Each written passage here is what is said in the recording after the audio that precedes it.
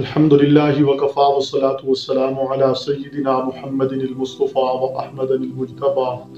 وعلى آله الأتقياء وأصحابه الأصفياء أما بعد فأعوذ بالله من الشيطان الرجيم بسم الله الرحمن الرحيم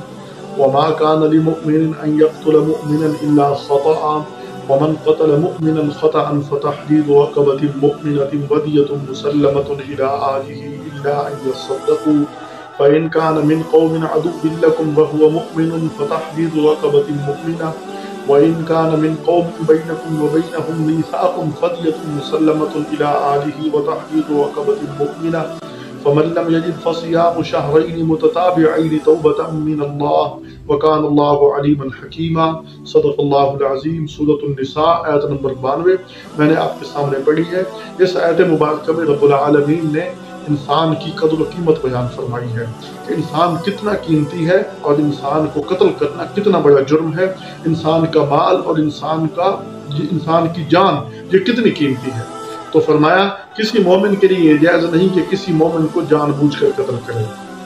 کسی مومن پر قتل کا اقدام کرنا یہ اللہ کے ہاں بہت بڑا جرم ہے، بلکہ احادیث میں مومن کی شان بیان کی گئی ہے۔ فرمایا المسلم اخو المسلم، مسلم مسلم کا بھائی ہے، مسلمان مسلمان کا بھائی ہے، لا یخذلہ ولا یظلمہ، نہ اس کو یخذلہ نہ اس کو رسوا کرتا ہے نہ اس پر ظلم کرتا ہے، یہ مومن کی شان ہے۔ اور ایک روایت کے اندر فرمایا المسلم کجسد واحد،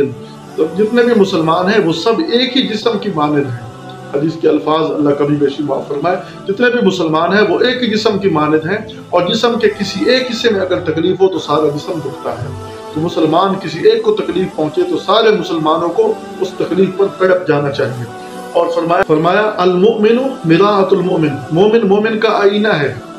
جیسے اپنا چہرہ دیکھتا ہے آئینے میں وہی نظر آتا ہے، تو جیسے اپنے بارے میں گمان رکھتا ہے دوسرے کے بارے میں اس سے اچھا گمان رکھے۔ فرمایا قتال المؤمن کفر، کسی مومن کو قتل کرنا یہ کفر ہے، کفری اقدام ہے۔ اور سبابہ فسق فسوق، اور کسی مومن کو گالی دینا یہ بہت بڑا گناہ ہے۔ فرمایا لزوال الدنیا اہون من قتل رجل مسلم،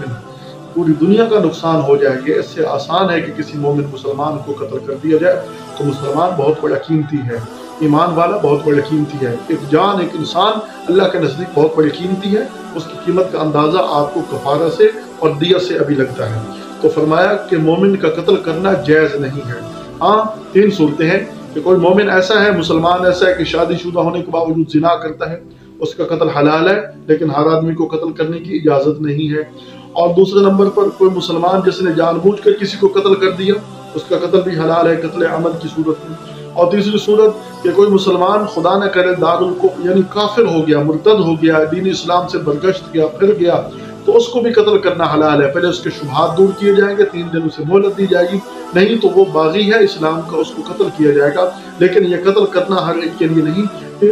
اولو الامر کی ذمہ داری ہے، اہل حل عقد کی ذمہ داری ہے، ہر بندے کی ذمہ داری نہیں ہے۔ حضرت عثمان رضی اللہ عنہ جب وہ باغیوں نے ان کا گھراؤ کر لیا تو اپنے گھر کی چھت پر دارالخلافہ پر چڑھ گئے اور فرمایا کہ اے لوگو تمہیں پتہ نہیں ہے کہ میں مسلمان ہوں، میں اللہ کے دین کو قبول کرنے والا ہوں، اور میں نے آج تک کبھی زنا نہیں کیا، کس جرم میں تم مجھے قتل کرتے ہو؟ میں نے کسی کو ناحق قتل نہیں کیا، تم کس جرم میں مجھے قتل کرتے ہو؟ اور میں نے اللہ اور اس کے رسول پر جب سے ایمان قبول کیا ہے کبھی کفر اختیار نہیں کیا، ارتداد کی طرح بھی نہیں ہوا،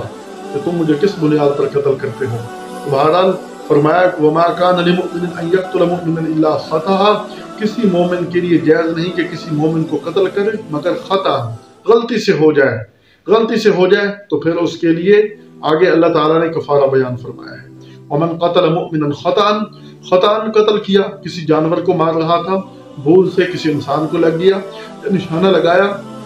سمجھا کہ وہ جانور ہے لیکن آگے انسان تھا، خطأ۔ جیسے 1953 کا ایک واقعہ بزرگوں نے لکھا ہے، ایک جیل کے اندر ایک آدمی تھا، اس آدمی سے پوچھا گیا کہ آپ کس جرم میں ہو؟ وہ کہنے لگا میں قتل خطا کے جرم میں ہوں، میں ایک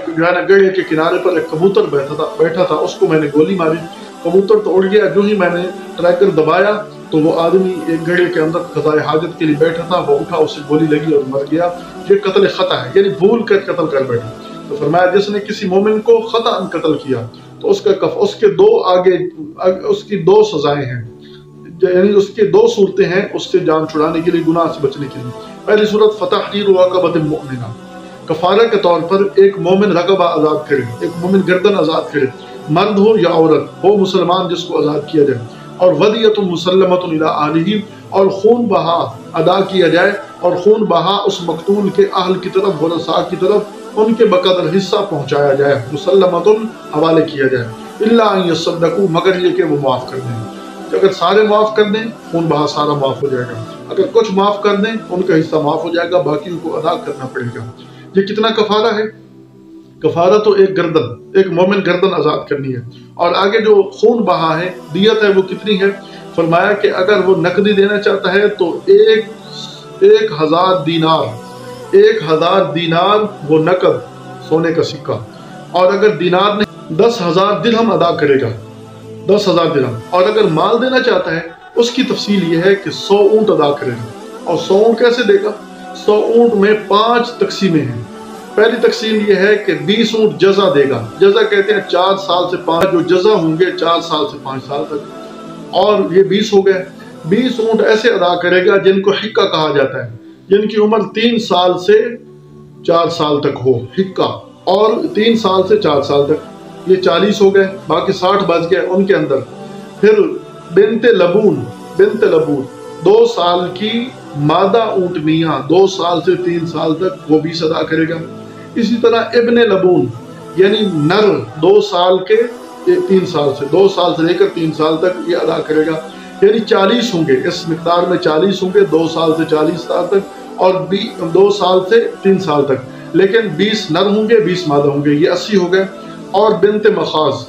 20 مادہ جو 1 سال کے اندر اندر ہوئے، یعنی پیدائش سے لے کر 1 سال تک 20 مادہ یہ ادا کرے گا۔ اس ترتیب سے 100 اونٹ ادا کرے گا۔ یہ ہے دیت، جو ایک آدمی کو خطا قتل کرے گا اس کی دیت ہے، یہ پوری کی پوری ادا کرنی ہوگی اگر ورثاء معاف نہیں کرتے۔ اگر کوئی حصہ کچھ معاف کر دیتا ہے تو پھر اس صورت میں جو جتنا معاف کرے گا اتنا معاف ہوگا، باقی ادا کرنا پڑے گا۔ فرمایا فتحریر رقبۃ مؤمنہ، اگر فإن كان من قوم عدو لكم وهو مؤمن، اگر تم نے ایسا آدمی تم سے قتل ہو گیا جو خطأ قتل ہوا لیکن وہ تمہاری دشمن قوم سے تھا، وہ مسلمان تھا لیکن دار الحرب سے آیا تھا، تو فرمایا پھر ایک گردن آزاد کرنی ہے، پھر دیت حوالے نہیں کرنی ہے، کیونکہ دیت اگر ادا کرے گا یہ مسلمان ہے، اس کے ورثاء کافر ہیں، مسلمان کی وراثت کفار کو نہیں جاتی، اس کے ورثاء مسلمان ہیں، تو اس صورت میں ایک ملک سے ایک بیت المال سے دوسرے بیت المال کی طرف چیز نقل نہیں کی جاتی، دوسرے ملک میں نقل نہیں کی جائے گی، اس لیے یہاں دیت نہیں ہوگی، خون بہا نہیں ہوگا، صرف رقبہ آزاد کرنی ہوگی۔ فرمایا وَإِن كَانَ مِن قَوْمٍ بَيْنَكُمْ وَبَيْنَهُمْ مِيثَاقٌ، اور اگر مقتول ایسی قوم سے ہو کہ تمہارا ان سے معاہدہ ہے، جیسے ذمہ ہوتے ہیں، غیر مسلم ہمارے ملکوں کے اندر رہ رہے ہیں، یا بیل کے ملک سے ہیں لیکن ان سے معاہدہ ہو چکا ہے، تو اس صورت میں فرمایا فدیۃ مسلمۃ الی اہلہ، پھر خون بہا پورا ادا کیا جائے گا، اس کے ورثاء کے حوالے کیا جائے گا۔ وہ ذمہ ہے، غیر مسلم ہے، تو اس صورت میں اس کی وراثت ان ورثاء کو ادا کی جائے گی، ان کے بقدر حصہ، ان کے بقدر یعنی ان کی جیسے میراث میں ان کو حصہ ملتا ہے، اس حصے کے بقدر ان کو ادا کیا جائے گا۔ وتحریر رقبۃ مؤمنہ، اور ایک مومن غلام بھی آزاد کرنا ہوگا۔ گویا کہ قتل خطا کے اندر 2 طرح کے انسان پر سزائیں مقرر کی گئی ہیں، ایک حق اللہ ادا کرنا ہے اور رقبہ آزاد کرنا، اور دوسرا بندوں کا حق ادا کرنا ہے، جس برادری کا مارا ہے ان کا حق ادا کرنا ہے، اور وہ دیت ادا کرے گا، اور دیت یہ خود ادا کرے، اس کے رشتہ دار مل کر ادا کریں، جہاں یہ کام کرتا ہے وہ ادا کرے، کوئی بھی ادا کرے، جن کا یہ ماتا آتا ہے وہ ادا کریں، کیونکہ انہوں نے اس کی صحیح تربیت نہیں کی اور اس باہمیت پر یہ اتر آیا۔ تو چونکہ آج کل کے زمانے میں غلام ہے نہیں، لونڈیاں ہیں نہیں، تو اس صورت میں شریعت نے رعایت دی ہے، تو فرمایا کہ اگر تمہارے پاس غلام نہیں، فمن لم یجد فصیام شہرین متتابعین، پھر 2 مہینے لگاتار روزے رکھے گا، لگاتار ایک روزہ بھی نہیں چھوڑے گا، بھول کر چھوڑ دیا تب بھی نئے سرے سے، جان بوجھ کر چھوڑ دیا تب بھی نئے سرے سے، لگاتار 2 مہینے جب روزے پورے ہوں گے اور وہ چاند کی تاریخ کے حساب سے ہوں گے، تو اس صورت میں کا کفارہ ادا ہوگا۔ فرمایا توبۃ من اللہ، یہ اللہ کی طرف سے توبہ قبول کرنا ہے، تو اس صورت میں جب کفارہ ادا کر دے گا، دیت ادا کر دے گا، تو آخرت کی سزا سے بچ جائے گا۔ وکان اللہ علیم حکیمہ، اور اللہ سب کچھ جاننے والا، حکمت والا ہے۔ اللہ تعالیٰ نے علم کے ساتھ، حکمت کے ساتھ یہ احکام جاری فرمائے ہیں۔ اللہ تعالیٰ ہمیں صحیح طور پر سمجھنے کی توفیق عطا فرمائے اور عمل کی توفیق عطا فرمائے۔ وما توفیقنا الا باللہ۔